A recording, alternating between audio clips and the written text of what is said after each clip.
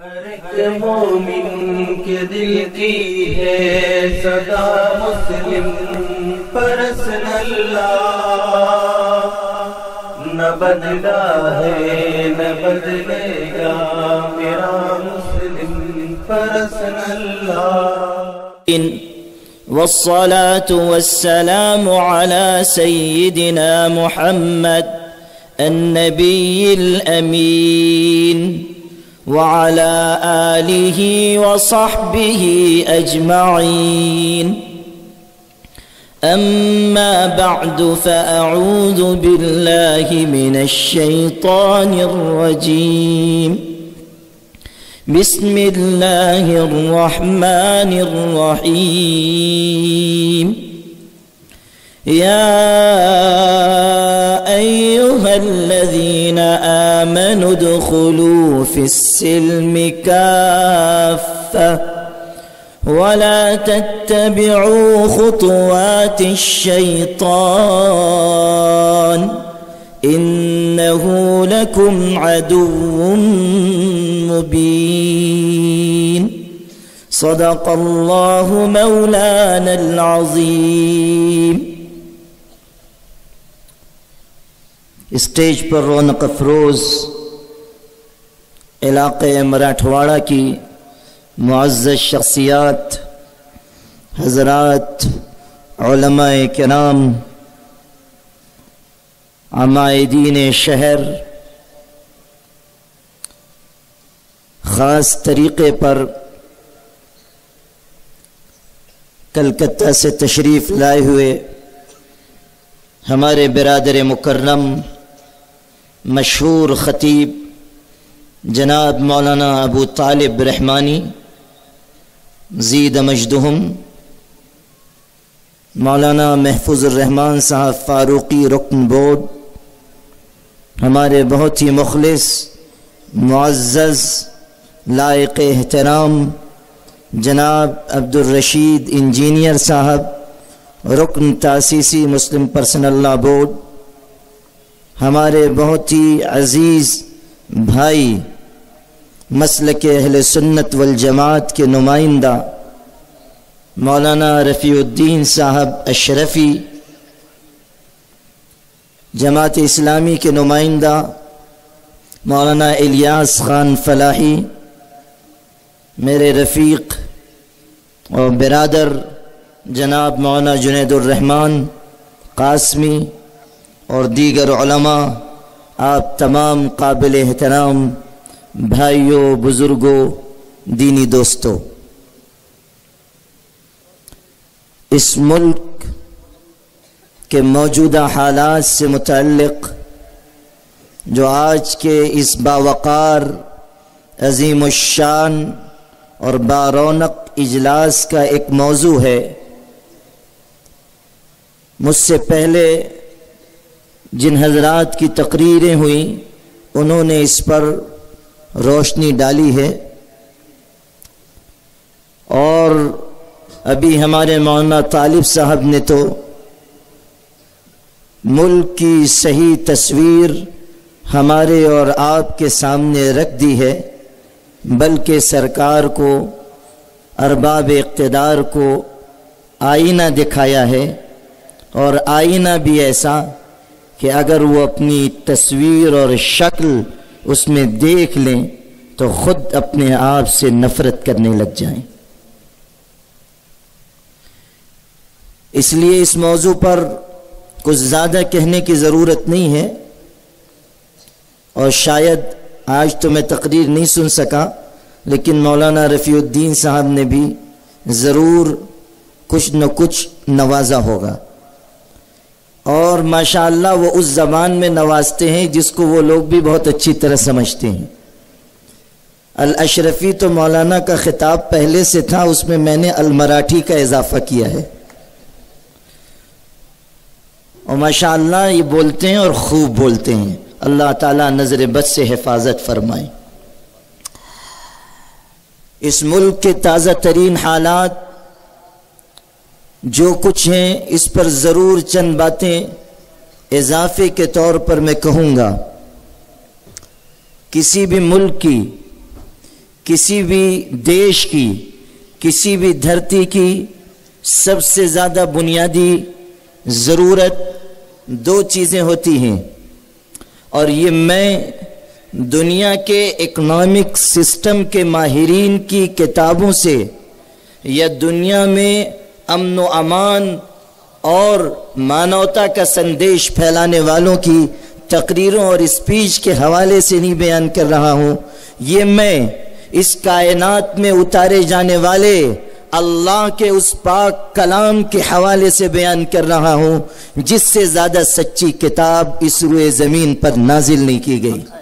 اللہ کا وہ پاک کلام، وہ قرآن مجید جو ایک طرف کتاب ہدایت ہے تو دوسری طرف کتاب کشف حقائق ہے، وہ قرآن پاک جو ایک طرف اگر انسانوں کو بھلائی کی طرف بلاتا ہے تو دوسری طرف ملکوں کو اور دیشوں کو ترقی کے راز اور اصول بھی بتاتا ہے۔ اگر ایک طرف قرآن پاک کتاب نصیحت ہے تو وہ دوسری طرف دنیا کے انسانوں، دنیا کے باشندوں اور دنیا کے ملکوں کی ترقی اور اس کے زرین اصولوں پر بھی روشنی ڈالنے والا اللہ کا پاک کلام ہے۔ اسی لیے تو اعلان کیا گیا کہ لا یأتیہ الباطل من بین یدیہ ولا من خلفہ تنزیل من حکیم حمید۔ دنیا کی ہر کتاب میں جھوٹی باتیں ہو سکتی ہیں، غلط باتیں ہو سکتی ہیں، باطل باتیں ہو سکتی ہیں، کذب اور دجل اور فریب ہو سکتا ہے، لیکن اللہ کی پاک کتاب ایسی ہے، قرآن ایسی کتاب ہے کہ دائیں سے اور بائیں سے اور آگے سے اور پیچھے سے اور اوپر سے اور نیچے سے اس میں کوئی جھوٹ بات شامل نہیں ہو سکتی۔ یہ زبردست قابل تعریف اللہ کا اتارا ہوا کلام ہے۔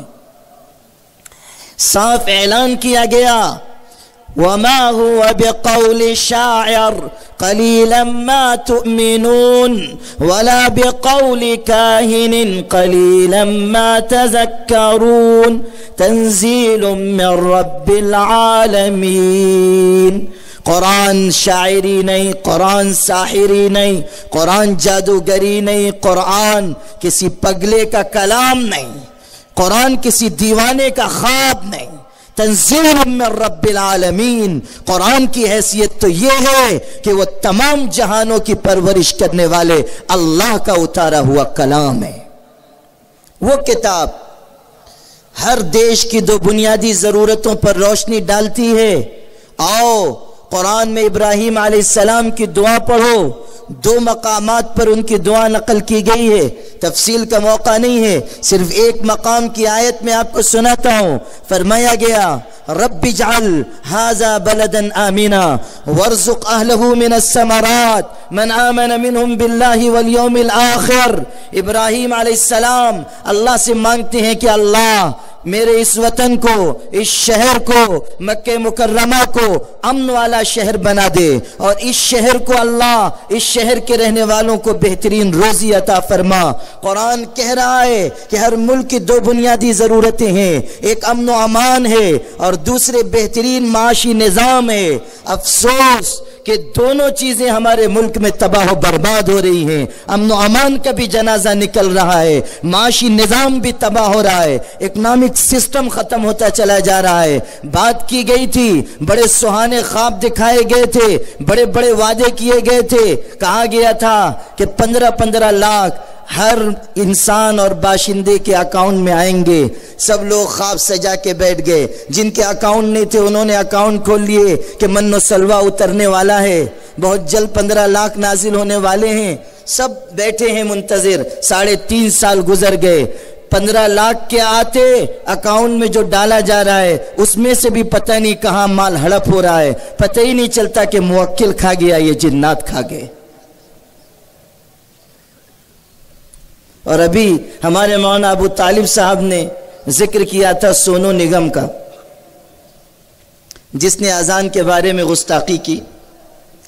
مجھ کو یاد آ گیا کہ جب اس نے اذان کے سلسلے میں بدبختی کی بات کہی تھی تو آسام کے ایک عالم نے کہا کہ جو شخص سونو نگم کا سر مونڈ دے گا اس کو 5 لاکھ روپیہ انعام دوں گا۔ 5 لاکھ۔ سونو نگم نے اخبار میں بیان پڑھا، خود اس نے اپنا سر مونڈ لیا، تصویر سوشل میڈیا پہ وائرل کر دی اور کہا مولوی صاحب 5 لاکھ دیجئے، میں نے خود اپنا سر مونڈ لیا۔ تو آپ نے سنا ہوگا نا، مولوی آباشت کے چپ نہ شود۔ آج تک اس روئے زمین پر وہ مائی کا لال پیدا نہیں ہوا جو مولوی کو خاموش کر سکے اور اس کو کوئی مسکت جواب دے سکے۔ ان مولانا نے واپس رسید بھیجی کہ سونو نگم سے کہہ دیا جائے کہ مودی جی نے 15 لاکھ دینے کے لیے کہے تھے، ہمارا قرضہ باقی ہے، 5 لاکھ اسی میں سے آپ لے لیجئے، 10 لاکھ واپس کر دیجئے۔ ہو گیا جواب۔ اکنامک سسٹم تباہ، امن و امان کی حالت خراب، وکاس آئے گا، وکاس آئے گا، وکاس آئے گا، دور دور تک وکاس کا واو بھی نظر نہیں آ رہا ہے۔ اور میں نے کئی مرتبہ جلسوں میں کہا کہ انسان کا بچہ بھی تو 9 مہینے میں پیدا ہو جاتا ہے، یہ وکاس ایسا بچہ ہے جو 3.5 سال میں بھی پیدا نہیں ہو سکا، اور اس کے پیدا ہونے کی کوئی امید بھی نہیں ہے، اس لیے کہ بعض لوگوں کے ہاں اولاد نہیں ہوا کرتی۔ اس لیے میں صاف عرض کرتا ہوں کہ ہر دیش کو آگے لے جانے والی جو 2 بنیادی باتیں قرآن نے بیان کی، امن و امان اور بہترین معاشی نظام، یہ دونوں چیزیں ہمارے ملک سے رخصت ہوتی جا رہی ہیں۔ ایک بھیڑ کسی کے اوپر حملہ کرتی ہے، قاتلانہ حملہ، ہجومی حملہ، لنچنگ کے واقعات اس ملک میں ہو رہے ہیں۔ ایک بھیڑ بے قابو ہو کر جاتی ہے، کسی ایک شخص کے اوپر حملہ کرتی ہے، مار مار کر اس کو، تڑپا تڑپا کر اس کو ختم کر دیتی ہے۔ حافظ جنید کا قتل اگر دنیا بھول جائے تو بھول جائے، لیکن 15 سال کے پہلی مرتبہ محراب میں کھڑے ہو کر قرآن سنانے والے اور رمضان میں شہادت پانے والے حافظ جنید کے قتل کو یہ امت کبھی نہیں بھول سکے گی۔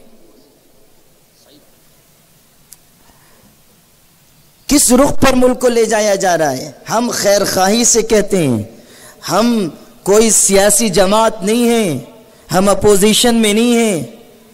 جو لوگ بیچارے اپوزیشن میں ہیں وہ اپنا کردار ادا کریں، ان کا جو کام ہے اہل سیاست جانے۔ میرا پیغام محبت ہے، جہاں تک پہنچے۔ آل انڈیا مسلم پرسنل لا بورڈ محبت کا پیغام دیتا ہے، انسانیت کا پیغام دیتا ہے، امن و آشتی کا پیغام دیتا ہے، صلح جوئی کا پیغام دیتا ہے، بھوکوں کو کھلانے کا پیغام دیتا ہے، ننگوں کو پہنانے کا پیغام دیتا ہے، دبے کچلے انسانوں کو اوپر اٹھانے کی بات کرتا ہے، ہر دھرم کی آزادی کی بات کرتا ہے، ہر پرسن اللہ کے لیے تحفظ کی بات کرتا ہے۔ وہ یہ اعلان نہیں کرتا کہ صرف مسلم پرسن اللہ کو آزادی دو، وہ یہ بھی اعلان کرتا ہے کہ اس دیش میں بسنے والے کسی بھی دھرم کے انسان کے ساتھ یا اس کے دھرم کے ساتھ کوئی چھیڑ چھاڑ نہ کی جائے، کسی بھی مذہب کے انسان کو ستایا نہ جائے، تکلیف نہ دی جائے۔ اور وہ ایسا اس ملک کے ماحول اور دباؤ کی وجہ سے نہیں کرتا، وہ ایسا اس لیے کرتا ہے کہ اس کے پیغمبر، اس پوری ملت اسلامیہ کے پیغمبر، اور اس آسمان کے نیچے اور اس زمین کے اوپر اللہ کے سب سے محبوب اور برگزیدہ بندے اور وہ شخصیت کہ جن سے زیادہ باعظمت انسان کائنات میں پیدا نہیں کیا گیا، جو وجہ تخلیق کائنات ہیں، جن کے بارے میں اقبال سہیل نے کہا تھا لوح فطرت کے سر ورق پہ جو نام احمد رقم نہ ہوتا تو نقش ہستی ابھر نہ سکتا، وجود لوح و قلم نہ ہوتا، محفل کن فکا میں اگر وہ امام امم نہ ہوتا، زمین نہ ہوتی، فلک نہ ہوتا، عرب نہ ہوتا، عجم نہ ہوتا۔ اگر ہمیں تعلیم دی ہے تو اسی باعظمت شخصیت نے تعلیم دی ہے کہ جہاں بھی رہنا، جس ملک میں رہنا، جس وطن میں رہنا، اس سے محبت کرنا اور وطن میں بسنے والے ہر انسان کے ساتھ اچھا سلوک کرنا۔ ہمارے پیغمبر نے تو یہاں تک فرمایا کہ جب تم کسی پرندے کو، کسی جانور کو تکلیف میں دیکھو تو اس کی بھی تکلیف دور کرنے کی کوشش کرو۔ جو پیغمبر جانوروں کے ساتھ حسن سلوک کی تعلیم دے کر گیا، وہ انسانوں کے ساتھ حسن سلوک کی تعلیم کیوں نہیں دے گا؟ ہمارے آقا صلی اللہ علیہ وسلم نے اعلان فرمایا تھا ہر انسان کے ساتھ اچھا سلوک کرنا۔ بخاری شریف اٹھا کر دیکھو، ہمارے آقا کی تفصیلی دعا، طویل دعا تہجد کے وقت کی ہماری ماں عائشہ نقل کرتی ہیں کہ تہجد کے وقت آقا یہ الفاظ اپنی دعا میں کہتے تھے۔ ان میں سے ایک جملہ ہے جو پوری امت کو، پوری ملت کو انسانیت کا درس دیتا ہے۔ آپ فرماتے تھے تہجد کے وقت اللہ کے آگے اپنا دست مبارک دراز کر کے اللہم انی اشہد ان العباد کلہم اخوہ، اللہ میں گواہی دیتا ہوں رات کی اس تاریکی میں کہ کائنات کے تمام انسان، چاہے وہ کسی زبان کے بولنے والے، کسی تہذیب کے ماننے والے، کسی کلچر کے ماننے والے، کسی دھرم پہ چلنے والے ہوں، وہ سب کے سب آپس میں بھائی بھائی ہیں۔ یہ انسانیت کا درس دے کر آپ گئے ہیں۔ اس لیے ہم کسی دباؤ میں بات نہیں کرتے، اور مسلمانوں سے یہ توقع بھی نہیں رکھنی چاہیے کہ وہ دباؤ میں بات کریں گے، اس لیے کہ دب جانے والی قومیں دوسری ہوتی ہیں۔ ہم کو اللہ نے اس ملک میں بھی اور پوری دنیا میں بھی شجاعت اور بہادری دے کر پیدا کیا ہے۔ ہم دبتے نہیں ہیں، ہم دوسروں کو دبانا جانتے ہیں۔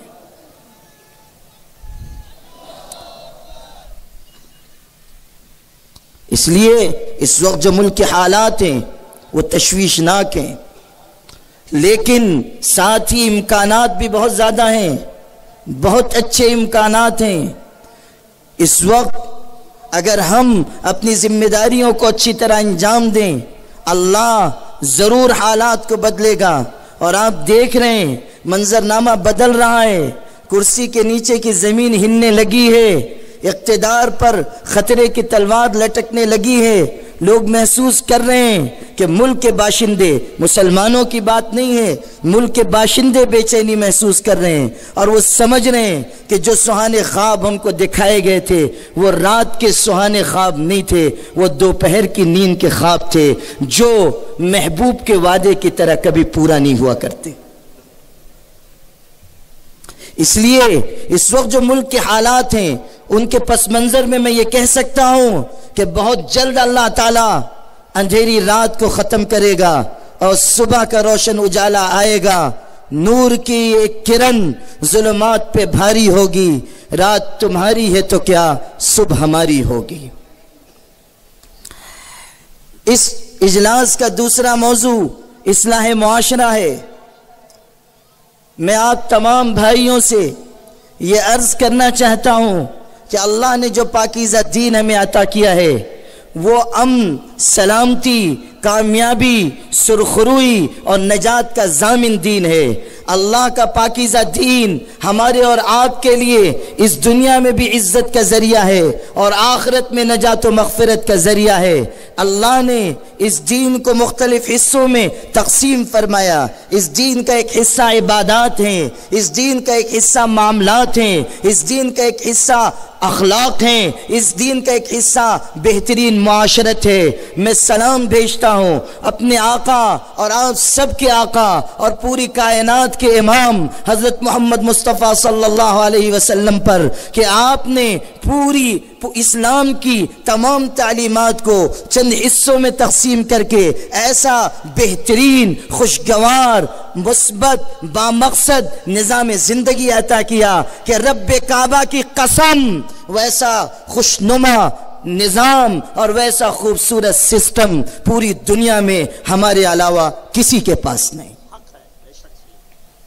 عبادات تعلیم دی گئی، اللہ کے آگے جھکو، بندگی کرو، نماز پڑھو، روزے رکھو، مال مل جائے حج بھی کر لو، مال آ جائے زکوٰۃ بھی ادا کرو، اور اعلان کیا گیا کہ تمہاری کامیابی نماز میں ہے۔ حی علی الفلاح، آؤ کامیابی کی طرف۔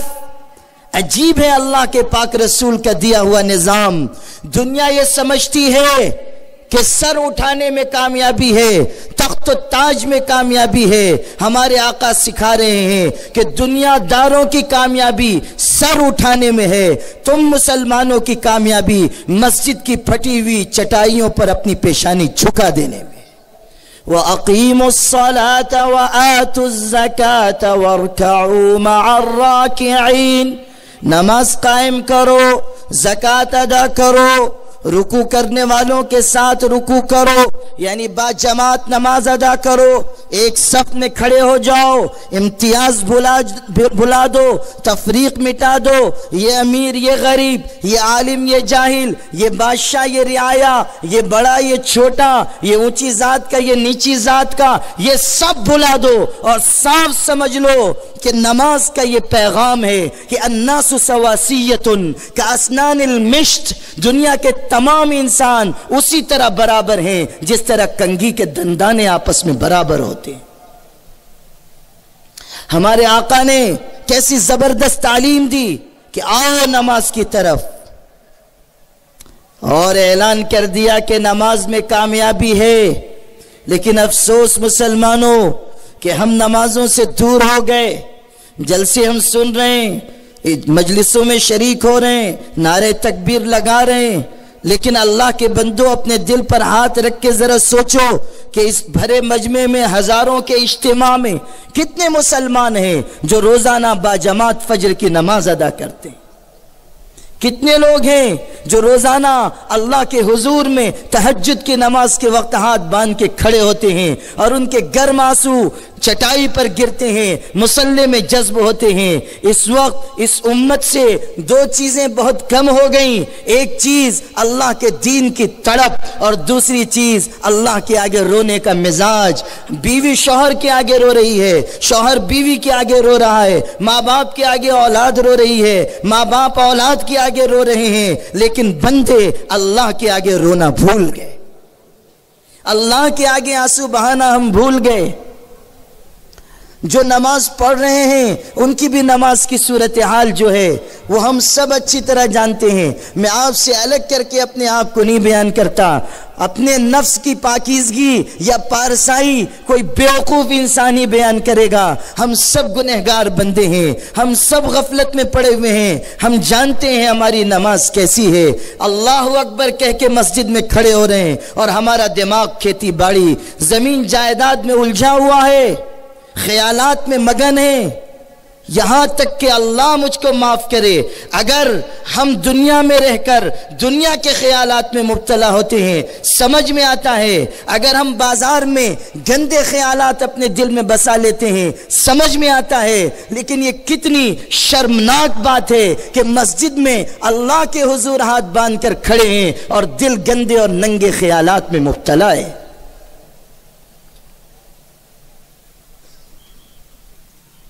اللہ کے بندو اپنی ذات پر غور کرو، سوچو کہ ہماری نمازیں کیسی ہیں۔ قرآن اعلان کر رہا ہے قد افلح المؤمنون الذین هم فی صلاتهم خاشعون، وہ مسلمان کامیاب ہوئے جو اپنی نمازیں دھیان سے پڑھنے والے ہیں۔ کہاں گیا دھیان؟ اللہ میرے والد ماجد رحمت اللہ علیہ کی قبر کو نور سے بھر دے، وہ فرمایا کرتے تھے کہ ہماری نماز تو ایسی ہے کہ نماز میں رکوع میں جھکنے لگے اور 5 روپے کا ڈالر جیب سے زمین پر گر گیا اور ذرا چلتا ہوا پڑوس والے کی طرف جانے لگا تو ہم نماز میں کھانستے ہیں۔ اس کا ترجمہ کیا ہے؟ بازو والے کو کہتے ہیں خبردار، دیکھنا بھی نہیں میرا پیسہ ہے، تنبیہ۔ اتنا خیالات میں منہمک ہو جاتے کہ پتہ ہی نہیں چلتا کہ کتنی رکعت نماز ہوئی۔ جب امام کے ساتھ امام نے سلام پھیر دیا اور چند رکعت چھٹی ہوئی ہے، اب کھڑے ہوئے نماز بقیہ رکعتیں دہرانے کے لیے، تو سوچ رہے ہیں کہ کتنی رکعت امام کے ساتھ پڑھی اور کتنی چھوٹ گئی۔ تو ہم بھی تو ماشاءاللہ عقل مندوں کے امام ہیں۔ جب عقل بٹ رہی تھی تو دوسرے لوگ تو چھوٹے چھوٹے کٹورے لے کے گئے تھے، ہم سلیمان علیہ السلام والی جناتوں کی دیگ لے کے گئے تھے۔ تو ہم خیال کرتے ہیں کہ یہ جو میرا پڑوسی ہے یہ بھی تو میرے ساتھی نماز میں شریک ہوا تھا نا، اس کی جتنی چھٹی ہوگی اتنی تو میری بھی چھٹی ہے، تو جتنی یہ پڑھے گا اتنی میں پڑھوں گا۔ تو اس دن ذرا لمبی رکعت پڑھتے ہیں تاکہ بازو والا رکوع کرے۔ مصیبت اس وقت ہوتی ہے جب بازو والا بھی یہی سوچ لیتا ہے کہ اس بازو والا جتنی پڑھے گا اتنی میں پڑھوں گا، پھر دونوں لمبی رکعت پڑھتے ہیں، ایک سورہ بقرہ دوسرا سورہ آل عمران۔ دونوں ہی رکوع نہیں کرتے، کھڑے ہوئے ہیں انتظار میں کہ یہ جھکے تو میں جھکوں، اور وہ سوچتا ہے یہ جھکے تو میں جھکوں۔ اللہ اکبر، ہماری نماز، یہ حالت ہے ہماری نماز کی۔ آقا علیہ السلام نماز پڑھتے تھے تو اتنے ڈوب جاتے تھے، آنکھوں سے آنسو بہتے تھے اور موتیوں کی طرح داڑھی مبارک سے زمین پر گرتے تھے، پیروں پر ورم آ جاتا تھا، اتنی دیر تک نماز میں کھڑے ہو کر قرآن پڑھتے تھے، پیر نیچے سے پھٹ جاتا تھا۔ مائی عائشہ کہتی ہیں حتی تورمت قدما، اتنا لمبا قیام کرتے تھے کہ پیر پر سوجن آ جاتی تھی۔ ایک دن میں نے عرض کیا اللہ کے پاک رسول آپ اتنی مشقت کیوں برداشت کرتے ہیں، آپ تو بخشائے ہیں؟ تو آقا نے جواب دیا تھا افلا اکون عبدا شکورا، عائشہ کیا میں اللہ کا شکر گزار بندہ نہ بنوں؟ کیا میں اللہ کا شکر گزار بندہ نہ بنوں؟ تو نماز پورا اہتمام کیجیے۔ آج اس اجتماع سے عہد کر کے جائیے کہ آج سے 5 نماز با جماعت مسجد میں ادا کریں گے انشاءاللہ، اور دھیان والی نماز سیکھیں گے۔ معاملات کی صفائی بھی بہت ضروری ہے، صرف عبادات نہیں، معاملات کی صفائی بھی بہت ضروری ہے۔ آج ہمارا دیندار، نمازی، تلاوت کرنے والا جب اس کی تجارت کی طرف دیکھیے تو پتہ چلتا ہے کسی کا مال دبا لیا ہے، کسی کی زمین ہڑپ کر لی ہے، یہاں تک کہ کتنے ایسے بد نصیب ہیں جو اپنی غریب مجبور بہنوں کا وراثت کا حصہ دبا کر بیٹھے ہوئے ہیں اور ہر سال حج اور عمرہ کے لیے چلے جاتے ہیں، بہن کا حصہ نہیں دے رہے، پڑوسی کے ساتھ برا سلوک کر رہے ہیں۔ حالانکہ عبادات سے زیادہ معاملات کی صفائی، معاملات کی صفائی جنت تک پہنچانے کا ذریعہ ہے۔ ہو سکتا ہے کہ معاملات کی صفائی عبادات کی کمی کے باوجود آپ کو جنت تک پہنچا دے، اور ممکن ہے کہ عبادات کی کثرت کے باوجود معاملات کی خرابی آپ کو منہ کے بل جہنم میں گرا دے۔ معاملات کی صفائی، اللہ اکبر۔ شاہ عبدالعزیز محدث دہلوی عظیم عالم گزرا ہے اس ملک کا، شاہ ولی اللہ کا فرزند و جانشین، انہوں نے بیان فرمایا ہمارے گھر میں شاہ ولی اللہ کے خاندان میں ایک نوکرانی تھی، بوڑھی ہو چکی تھی، خدمت کرتے کرتے اس کی عمر کٹی تھی، گھر کے سب لوگ اس کی عزت کرتے تھے، اس لیے کہ وہ بوڑھی نوکرانی ہمارے ہی گھر میں بوڑھی ہوئی اور اس نے بڑی خدمت کی تھی۔ ملفوظات شاہ عبدالعزیز اٹھا کر دیکھو، فرمایا کہ جب اس کے مرنے کا وقت آیا، ان پڑھ تھی، بظاہر بہت عبادت گزار بھی نہیں تھی، کبھی نماز پڑھ لی، کبھی چھوڑ دی، کبھی روزہ رکھ لیا، کبھی چھوڑ دیا، لیکن خدمت گزار نوکرانی تھی۔ مرنے کا وقت آیا، الف کا نام بھالا نہیں جانتی تھی، فارسی بھی اچھی نہیں بول پاتی تھی، عربی تو جانتی ہی نہیں تھی، لیکن مرتے دم جب نزا کی حالت تھی، سکرات کا وقت تھا، تو اس وقت اس کی زبان پر عربی کا جملہ جاری ہو گیا، بشارت کا جملہ۔ وہ پکار پکار کر کہتی تھی لا تخافی ولا تحزنی، مت غم کرنا، وہ عورت مت غم کرنا، مت رنجیدہ ہونا۔ شاہ عبدالعزیز کہتے ہیں کہ ہمارے چچا شاہ اہل اللہ کو بلایا گیا کہ نوکرانی عربی بول رہی ہے، مرتے وقت وہ بھی بشارت کا جملہ زبان سے نکل رہا ہے۔ وہ تشریف لائے، انہوں نے پوچھا کہ تم تو عربی نہیں جانتی ہو، یہ کیسے تم کہہ رہی ہو، تمہاری زبان پر یہ جملہ کیسے جاری ہے؟ اس عورت نے کہا، کان کھول کر سنو بھیڑ کے مسلمانوں، اس نوکرانی نے مرتے دم کہا قسم پاک پروردگار کی میری زبان پر یہ جملہ خود بخود نہیں آیا ہے، فرشتوں کی ایک جماعت کھڑی ہے جو مجھ کو یہی الفاظ کہہ رہی ہے اور کہتی ہے کہ اس کو دہراؤ، لا تخافی ولا تحزنی۔ پڑھو مسلمانوں قرآن جس میں بشارت کے الفاظ اتارے گئے، ان الذین قالوا ربنا اللہ ثم استقاموا تتنزل عليهم الملائكة ألا تخافوا ولا تحزنوا وأبشروا بالجنة التي كنتم توعدون۔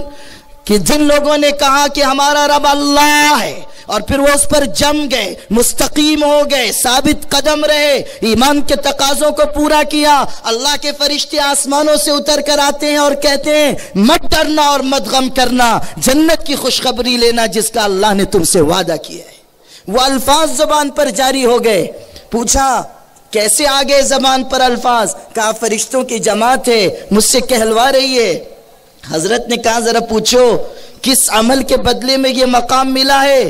اس نے فرشتوں سے پوچھا، پھر کہا کہ یہ فرشتے کہہ رہے ہیں کہ یاد کر سخت سردیوں کے دن میں ایک مرتبہ تو بازار سے سودا لانے گئی تھی، گھر کا سامان لانے گئی تھی، بازار سے سامان خرید کر لائی، اس میں ایک ڈبہ بھی تھا، گھی کا ڈبہ، گھی سردی کی وجہ سے جمع ہوا تھا، گھر آ کر جب تو نے اس گھی کو پگھلایا تو اس کے اندر سے تہ میں سے 1 روپیہ نکلا تھا۔ اس زمانے میں 1 روپے کی بڑی قیمت تھی، تیرے دل میں یہ خیال آیا کہ اس کو چھپا لے، تیرے بچوں اور اولاد کے کام آ جائے گا۔ پھر اچانک خیال آیا کہ میرا اللہ مجھ کو دیکھ رہا ہے اور وہ قیامت کے دن اس کے بارے میں مجھ سے سوال کرے گا، میں کیا جواب دوں گی قیامت کے دن؟ بس اس خوف کی وجہ سے تو نے وہ پیسہ، وہ روپیہ اس دکاندار کو لے جا کر دے دیا تھا کہ تیرے گھی کے ڈبے میں یہ روپیہ ملا ہے۔ سن اللہ کی بندی، جس دن تو نے وہ 1 روپیہ لے جا کر دکاندار کو واپس کیا تھا، اسی دن رب العالمین نے فیصلہ کر دیا تھا کہ تو جنتی عورت ہے۔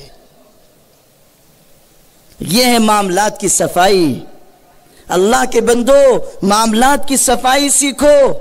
ہمارے آقا صلی اللہ علیہ وسلم سکھا کر گئے کہ آپ نے اپنی زندگی کے بالکل آخری حصے میں سخت بیماری کی حالت میں 2 آدمیوں کے سہارے مسجد میں تشریف لا کر منبر رسالت سے خطاب فرمایا اور کہا کہ اگر کسی کا مجھ پر حق ہے تو آج مجھ سے لے لے، قیامت کے دن کے لیے اٹھا کر نہ رکھے، آج مجھ سے اپنا بدلہ اور اپنا حق لے لے۔ صحابہ پر سکوت طاری ہو گیا۔ اچانک اسید ابن حضیر رضی اللہ عنہ مجمع میں کھڑے ہو گئے۔ انہوں نے کہا اللہ کے پاک رسول، میرا ایک حق آپ پر ہے، میں آج واپس لینا چاہتا ہوں۔ فلاں جنگ میں ہم گئے ہوئے تھے، آپ صفیں درست کر رہے تھے، میں سب سے کچھ آگے نکلا ہوا تھا، آپ نے میرے پیٹ میں انگلی چبھو کر مجھ کو پیچھے کیا تھا، وہ تکلیف مجھ کو یاد ہے، میں آج اس کا بدلہ لینا چاہتا ہوں۔ صحابہ حیران رہ گئے، اسید پاگل ہو گیا ہے، یہ کیسی بات کہہ رہا ہے، اتنی معمولی تکلیف، حضور اتنے بیمار ہیں اور یہ اسید ابن حضیر ایسی بات کہہ رہے ہیں، لیکن قربان جاؤں میں، 1000 جانیں میری قربان ہو ہمارے آقا حضرت محمد صلی اللہ علیہ وسلم پر کہ آپ نے پیشانی پر شکن لائے بغیر فرمایا اسید آگے آؤ، اپنا بدلہ لے لو۔ وہ آگے آئے، انہوں نے کہا اللہ کے پاک رسول، جب آپ نے پیٹ میں انگلی چبھوئی تھی اس وقت میرے پیٹ پر کپڑا نہیں تھا، آپ بھی شکم مبارک سے کپڑا ہٹائیے۔ آقا نے کپڑا ہٹا دیا، انہوں نے جھک کر چوم لیا اور بوسہ دیا اور رو کر کہا اللہ کے پاک رسول، بدلہ لینا کی مقصد نہیں تھا، میں یہ دیکھ رہا ہوں کہ اب آپ دنیا سے تشریف لے جانے والے ہیں، میرا جی چاہا کہ آپ کے جسم اطہر کو بوسہ دے دوں تاکہ قیامت کے لیے کوئی توشہ ساتھ چلا جائے۔ یہ ہے ہمارے آقا کا طرز عمل۔ آپ دنیا سے تشریف لے گئے، پردہ فرما گئے تو آپ کے خاندان کے لوگوں نے اعلان کیا کہ کسی کا حق ہو آ کر لے جائے، جب تک علی زندہ رہے اعلان کرتے رہے رضی اللہ عنہ۔ ان کے بعد حضرت امام حسن رضی اللہ عنہ اعلان کرتے رہے، ان کے بعد امام حسین اعلان کرتے رہے۔ ہر سال حج کے موقع پر ایک منادی عرفات کے میدان میں پکارتا تھا، اٹھاؤ طبقات ابن سعد اور پڑھو کہ اس میں لکھا ہوا ہے، ہر سال منادی پکارتا تھا کسی کا کوئی حق ہو ہم آل رسول سے آ کر لے جائے، اور جو بھی آتا تھا اس کو نوازا جاتا تھا۔ سن 61 ہجری میں جب حسین رضی اللہ عنہ کو کربلا کے میدان میں ظالمانہ طریقے سے شہید کر دیا گیا، تب جا کر یہ سلسلہ رکا۔ آقا علیہ السلام کے وصال کے 50 سال بعد تک آپ کے گھر کے لوگ اعلان کرتے رہے، ہے کوئی صفائی معاملات کی نظیر اور مثال جو اس مثال کے مقابل لائی جا سکے؟ صفائی معاملات۔ تیسری چیز اخلاق۔ ہمارے آقا صلی اللہ علیہ وسلم نے فرمایا ان من اکمل المؤمنین ایمانا احسنهم اخلاقا والطفهم باہلہ۔ سب سے کامل درجے کا ایمان، سب سے مکمل ایمان اس شخص کا ہے جس میں یہ 2 خوبیاں ہوں، ایک اچھے اخلاق ہوں اور دوسرے اپنے بیوی بچوں کے ساتھ نرمی اور محبت کا سلوک کرنے والا ہو۔ یہ 2 صفات۔ کمال ایمان لمبے کرتے کا نام نہیں ہے، مسواک کا نام نہیں ہے، میٹھا کھانے کا نام نہیں ہے، ہم نے تو ماشاءاللہ اپنے فائدے والی سب سنتیں لے لی. میٹھا کھاؤ، قیلولہ، ماشاءاللہ جس کو دیکھو حضرت قیلولہ سنت ہے نا ماشاءاللہ. ایک ہی سنت آپ کو یاد ہے، قیلولہ 15-20 منٹ لیٹنے کا نام تھا. آپ کا قیلولہ تو ماشاءاللہ لیلولہ ہے، قیلولہ طویلہ. نیتی کر کے سوتے ہیں کہ میں قیلولہ کر رہا ہوں من بدایتی وقت الظہر الى نہایتی وقت العصر. نیتی ہماری لمبا قیلولہ. اور یہ سنت ہم کو یاد نہیں رہی کہ بیوی بچوں کے ساتھ اچھا سلوک کرنا ہے. یہ سنت یاد نہیں رہی کہ پڑوسی کا ہاتھ بٹانا ہے. یہ سنت یاد نہیں رہی کہ غریب کا بوجھ اپنی پیٹھ پر اٹھانا ہے. یہ سنت یاد نہیں رہی کہ مکہ مکرمہ کی ایک بوڑھی خاتون کا مکے کی چلچلاتی دھوپ میں بوجھ اٹھا کر اس کے گھر تک پہنچانے والی شخصیت کا نام محمد الرسول اللہ ہے صلی اللہ علیہ وسلم. اور جب آپ نے بوجھ پہنچایا اس بوڑھی نے پلٹ کر کہا او شریف نوجوان تو یہ بوجھ اٹھا کر لایا ہے، ایک نصیحت کرتی ہوں. مکے میں ایک شخص پیدا ہوا ہے جو باپ دادا کے دین سے پھیر دیتا ہے، اس کی باتوں میں جادوگری ہے، اس کے قریب نہ جانا. محمد اس کا نام ہے، قریب نہ جانا ورنہ باپ دادا کا دین چھوڑ دے گا. مجسم اخلاق محمد صلی اللہ علیہ وسلم سنتے رہے اور مسکراتے رہے. جب بات پوری کر چکی ہو بوڑھی خاتون تو آقا نے فرمایا امی جان جس سے بچنے کی آپ نصیحت کر رہی ہیں وہ میں خود ہوں، مجھے ہی اللہ نے محمد رسول اللہ بنایا ہے. بس وہ بوڑھی روتی ہوئی قدموں پر گر گئی اور کہا بیٹا اگر تو وہ شخص ہے تو میں گواہی دیتی ہوں کہ تجھ جیسا با اخلاق انسان جھوٹا نہیں ہو سکتا. یہ ہے کردار. اس سنت پر بھی تو عمل کرو، معاشرت اچھی کرو. آج اگر طلاق کے سلسلے میں لوگ تماشا کر رہے ہیں تو یہ ان کی بدبختی ہے، اس میں کوئی شبہ نہیں، اور ہمارے پاس اس کے دسیوں جواب موجود ہیں. لیکن مسلمانوں اپنی غلطی پر بھی نظر کرو کہ بے بات طلاق دے دی گئی، بلا وجہ طلاق دے دی گئی، جذبات میں طلاق دے دی گئی، یہ سب غلط ہے. اور ایک ساتھ 3 طلاق دینا تو اللہ کی نگاہ میں جرم ہے. اس لیے میرے بھائیوں آج اس اجتماع سے عہد کر کے جاؤ کہ دین کے 5 شعبوں کو درست کرو گے، عقائد بھی، عبادات بھی، معاملات بھی، اخلاق بھی، معاشرت بھی. اور معاشرت پر میں کچھ تفصیل سے کہنا چاہتا تھا لیکن اب وقت نہیں رہا، اس لیے آپ تمام سے میں یہ وعدہ لینا چاہتا ہوں کہ آپ اصلاح معاشرہ کے اس اجلاس سے یہی پیغام لے کر اپنے گھروں کو جائیں گے. آپ سب عہد کرتے ہیں کہ انشاءاللہ عمل کریں گے. اللہ پاک آپ سب کو اجر عظیم عطا فرمائے. میں شکر گزار ہوں بیڑ کے تمام علماء کا اور مجلس علماء بیڑ کا کہ ان لوگوں نے بڑی جافشانی، تندہی، مشقت، شب و روز کی محنت کے بعد ایک فون پر اور ایک حقیر دعوت پر ایک مخلصانہ رشتے کی وجہ سے وہ یہاں تشریف لائے اور بہترین خطاب کیا. اللہ ان کو اجر عظیم عطا فرمائے. میں بحیثیت مسلم پرسنل لاء بورڈ کے سیکریٹری کے اور بحیثیت All India Muslim Personal Law Board کی اصلاح معاشرہ کمیٹی کے کل ہند معاون کنوینر کے اعلان کرتا ہوں کہ آپ کے اس بھیڑ سے چند افراد کو اصلاح معاشرہ کمیٹی مراٹھواڑہ کا رکن منتخب کیا جا رہا ہے. پہلا نام حضرت مولانا مفتی محمد عارف صاحب کا ہے، دوسرے حضرت مولانا عبد الباقی صاحب حسامی، حافظ محمد ذاکر صاحب، یہ تینوں حضرات بھیڑ کے ہیں.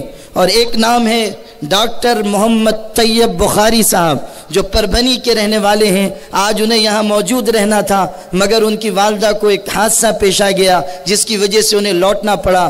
دعا کیجئے کہ اللہ ان کی والدہ کو صحت عطا فرمائے. مفتی محمد غوث الدین قاسمی پربھنی شہر کے کنوینر کی حیثیت سے میں ان کے نام کا اعلان کرتا ہوں.